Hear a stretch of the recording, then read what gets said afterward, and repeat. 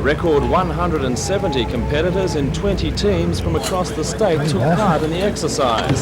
The Hunter Valley Mines Rescue Station has gone to painstaking lengths to give the teams a thorough workout. Not only are the scenarios realistic, they're also set up in duplicate. As one team works on this car accident and chemical spill, another tackles an identical situation just metres away. It's the same for an elaborate train derailment. All the ingredients identical for the competing teams. The exercises have a major instructional role, but the competitive element isn't overlooked. The winning teams do get to represent the state in Queensland, and they go to the Australian titles for the underground. But that's not the only reason they're here. Honour is at stake. Yeah. For the first time, the New South Wales Open Cut Rescue Competition has combined with the Hunter Valley Mines Underground Competition.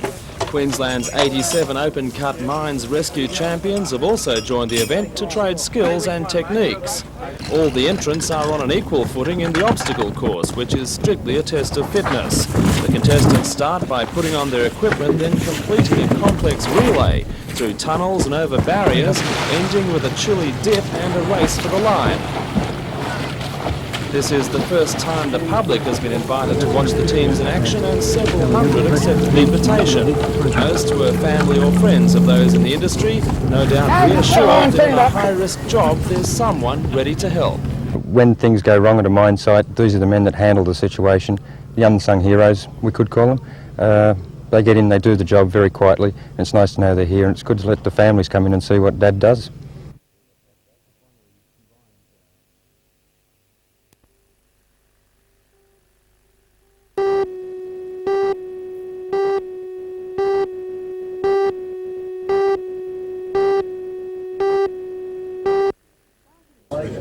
Starting your own business is fraught with pitfalls. Recent university research showed that of 25,000 businesses started in the Hunter in the last 9 years, 91% failed because of poor management.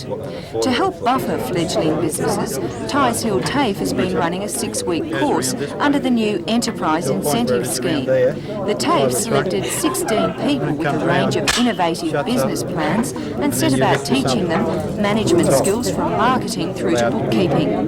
Bruce Jessop's business will involve taking a science program based on spaceflight through schools in the Hunter region.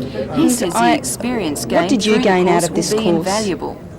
I gained a great deal of knowledge and of business skills. The importance of running a business is not just supplying the goods or the product or the service, it's to know how to do all the bookwork, the boring stuff I guess, but it's very, very important.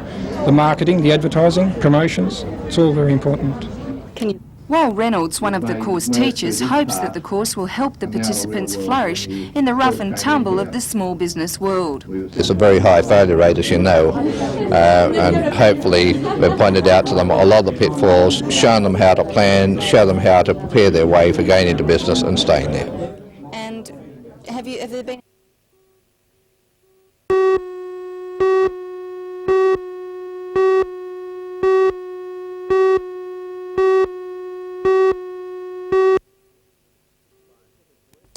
Scientific police were at work this morning, but the culprits today voiced their anger against State Education Minister Dr Terry Metherell during a visit to the Central Coast. The minister was at Berkeley Vale to officially rename the town's high school. For all the news, join us tonight at 6.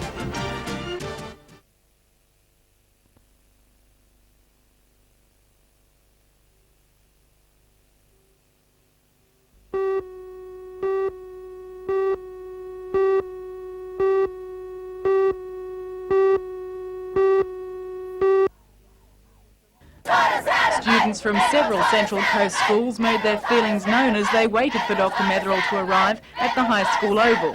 When he did, their message grew louder.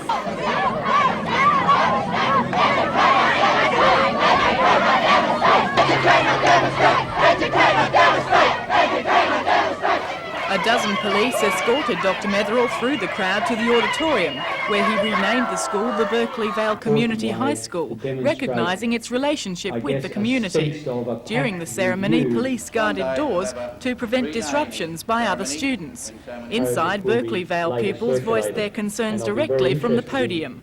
Students are concerned about possible increases in class sizes, changes in classes offered, and other decisions affecting HSC studies. Will any of the government's decisions be reversed? No, none of the fundamentals will change. What might be changed? Well, one of the things that we're considering, and I don't want to make a decision before I sit down and talk to some of the student leaders, is the question of what we call the score on the higher school certificate. We might, for example, call it a tertiary entrance score if students and others feel that that's an improvement on calling it the official score. Another improvement we might make is for those students who don't qualify for an official score. We might put a firm positive statement on the certificate that they had not sought tertiary entrance, thereby perhaps removing the feeling that they get by looking at the words not applicable, that somehow they were being downgraded.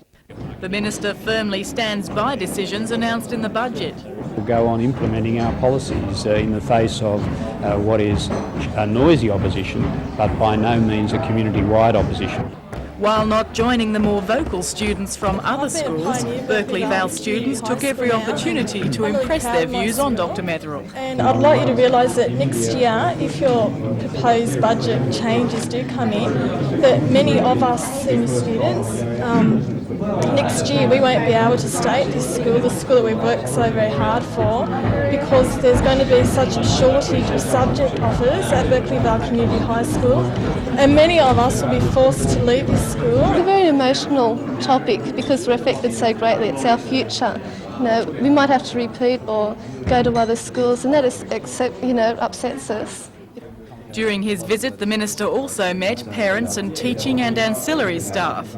Asked if recent policy changes had been too much too soon, the Minister said he had tight timescales to meet, but would have preferred more time. Belinda Borissow reporting from Berkeley Vale on the Central Coast. For the bottom 20%, we've just indicated one block.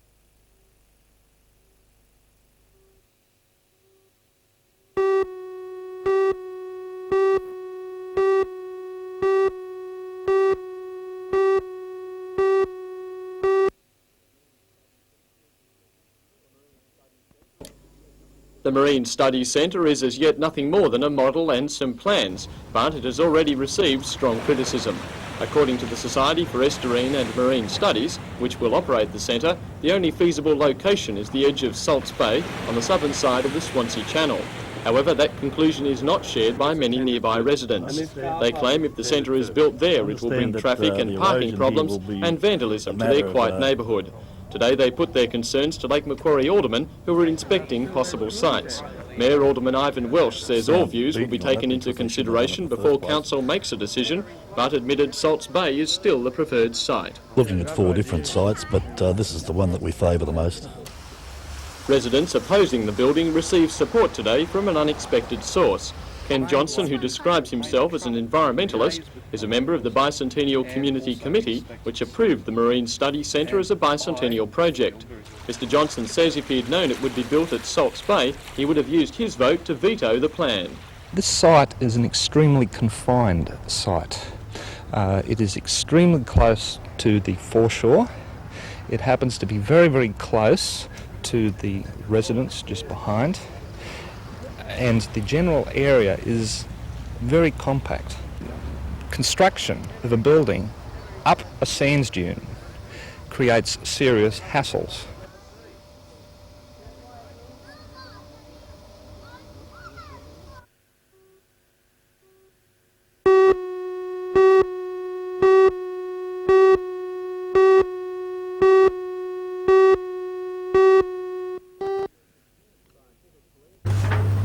Scientific police went to work this morning, but the culprits left few clues to their identity. Police have no doubts the thieves were professionals. The break-ins were identical. Lake Macquarie Yacht Club was the first at 3:10. A front window was removed and the intruders broke into a cigarette machine, taking about $200 in change.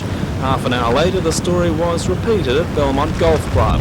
Another window pane removed and more money taken from the cigarette machine. Shortly after 4 p.m, Pelican Flats RSL reported the same story. Marks Point Bowling Club would have made it 4 successful break-ins in just over an hour if the thieves hadn't been disturbed. All the clubs had operative alarm systems and the intruders had just minutes to avoid security officers and police. Warn people that some scenes maybe.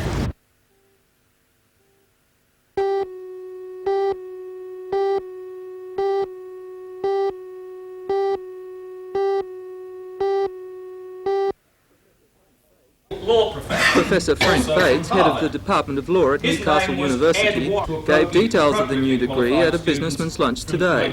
Professor Bates says the degree is different from more conventional legal studies. It differs in that the core, the central compulsory units, are different from those which exist in other law degrees.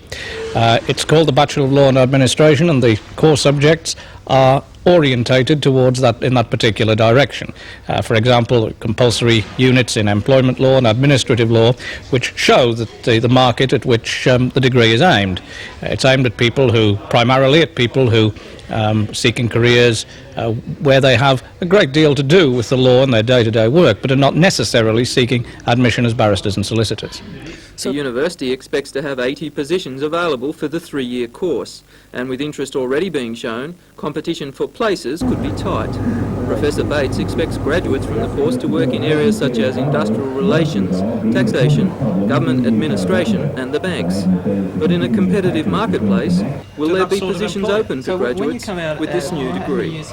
Certainly. People who were working in this area would normally have done degrees in commerce. Some would have done the LLB degree, which is aimed at primarily at practicing barristers or solicitors.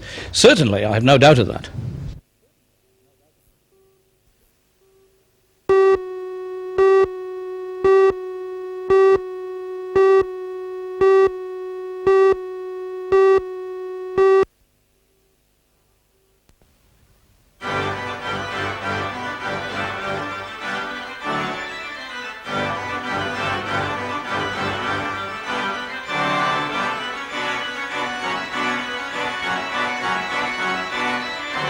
The Hunter Valley has a number of romantic organs suitable for playing 19th century organ music, but nowhere in the region has there been a classical organ suited to playing works of 18th century masters such as Bach and Handel.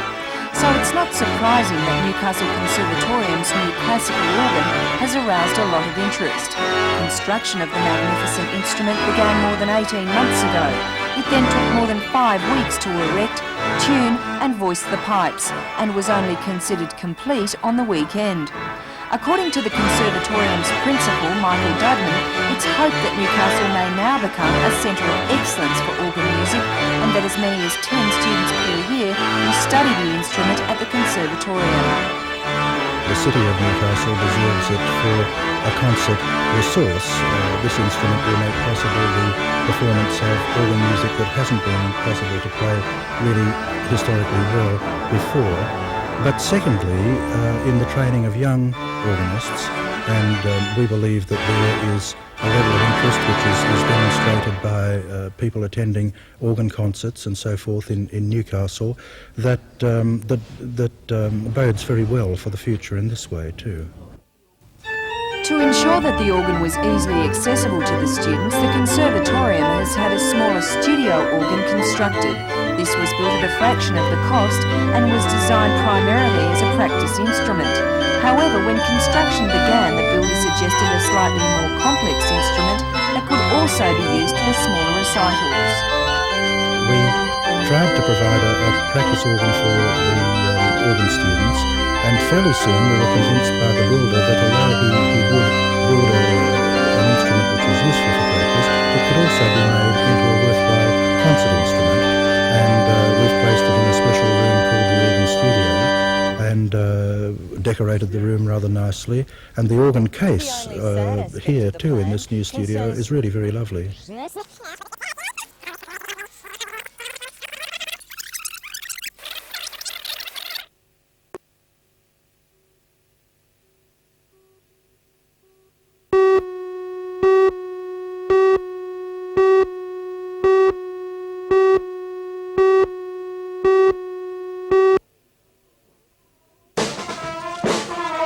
35-year-old horseman James Lack completed his endurance ride in April 1984.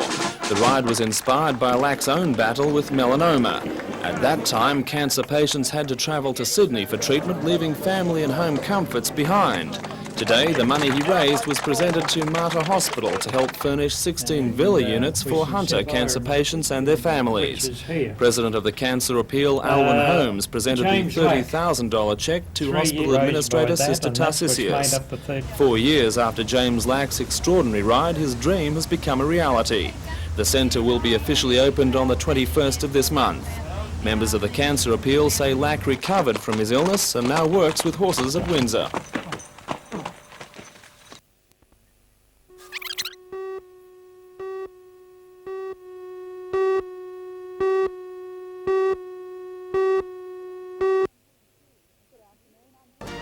Good afternoon, I'm Helen Hughes and with me is Craig Fitzpatrick, the winner of last night's lotto draw. Craig picked up $1.3 million. Find out how in tonight's news at 6.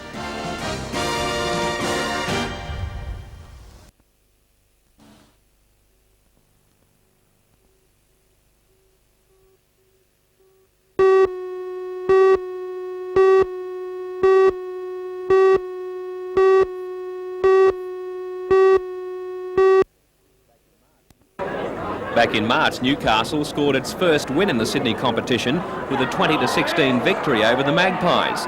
Since then, the Knights have scored 3 other wins as well as a draw, while Wests have only 2 wins and a draw and are sitting on the bottom of the table. A plus for the Knights will be the usual large parochial crowd, but a huge minus will be the absence of Captain Sam Stewart and Adrian Shelford, who are both on test duty for New Zealand.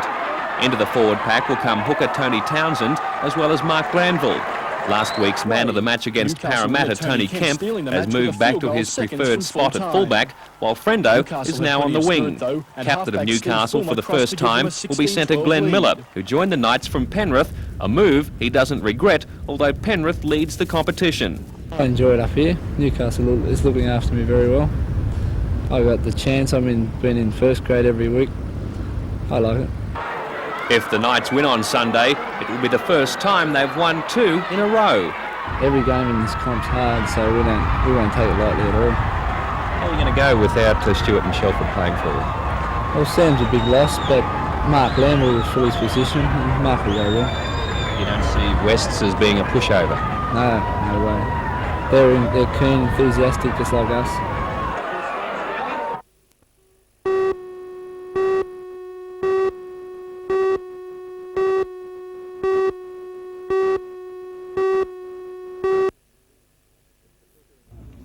Mr Pickering's visit was an opportunity to meet local police in person. He was accompanied by Commissioner John Avery in a private meeting with police officers before the afternoon news conference. Police say the informal talks on promotion, retirement and internal politics had been positive. Overall crime figures for Newcastle were also encouraging. The figures show a general fall of 6% in crime, with big improvements in car theft, drug offences, sexual offences and property breakings. Much of this success was attributed to community-based policing. On the debit side, the record showed a trend towards increased violent crime. Commissioner Avery said the figures also reflected a greater willingness among the public to report domestic assaults and child abuse thanks to awareness campaigns. Some of that is not a reflection of any gross change in community behaviour, but that the reporting arrangements are changing a bit.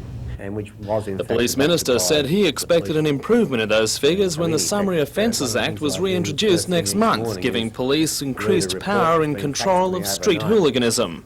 I feel confident now that it's about to go back into place, that we'll get back to those days where the community can walk down the street without fear of being hassled by some lout who thinks he can get away with whatever he likes to do on the streets.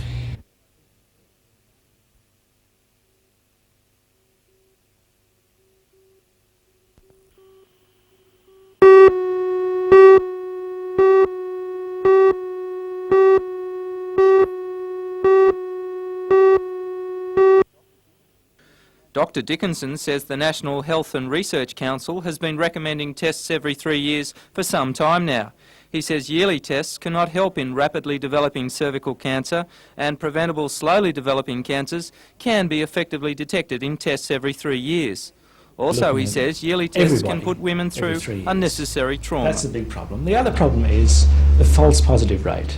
That at the moment we're getting positive tests shown up on the pap smear, which is only a screening test. It doesn't diagnose the disease. So we get a positive on that, and then we have to go off and do diagnostic tests. And a lot of women find that extremely worrying, that they've got a positive pap smear, then they have to go off and wait a little while until they see the gynaecologist, who then examines them in more detail to finally decide that really they haven't got anything to worry about. Medical opinion is divided over less regular testing. Joy Gagler from the Newcastle Family Planning Clinic says there are good reasons for yearly testing. She says pap smears miss a high percentage of positive cases. If tests are only done every 3 years, the cervical cancers have more time to develop. Concern that we have about the false negative rate, that's 30% of all pap smears that are done actually have something wrong with them, and they're reported as all clear when they're not. Secondly, pap smears will pick up sexually transmitted diseases, some specific, some non-specific. Dr Dickinson says that studies done in Europe have proven that tests done every 3 years save time, patient anxiety, and does just the same job. This is not a perfect test, sure, but the data that says that 3 yearly is sufficient comes from practical programs that have been using testing. This imperfect test every 3 years, and despite its imperfections, it still works to reduce the development of the cancer by 90%.